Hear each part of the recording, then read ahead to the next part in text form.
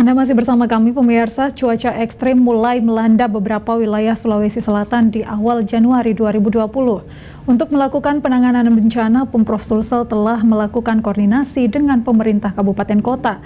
Selain itu, Pemprov juga telah menganggarkan anggaran 20 miliar rupiah untuk tanggap darurat.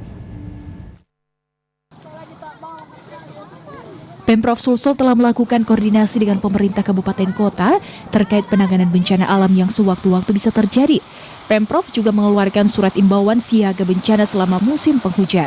Gubernur Sulsel Nurdin Abdullah mengatakan beberapa daerah rawan bencana saat musim hujan, utamanya di Kabupaten Tanah Toraja.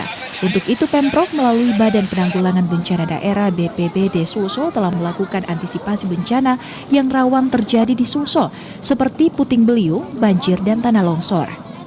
Toraja memang rawan, ya.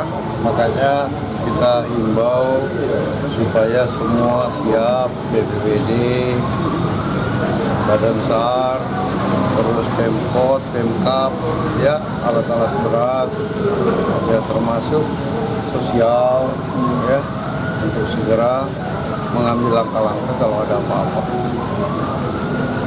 Koordinasi dengan kabupaten kota, Pak, sejauh ini? Kita jalan terus. Jadi hampir rata-rata mereka memberikan laporan ke kita, tapi hari ini belum ada. Langkah-langkah antisipasi lain yang dilakukan adalah koordinasi dengan semua stakeholder, termasuk TNI dan Polri.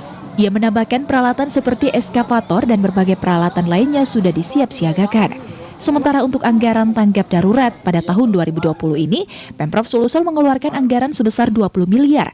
Nilai tersebut sama dengan tahun sebelumnya. Nur Fitri, Slebes TV.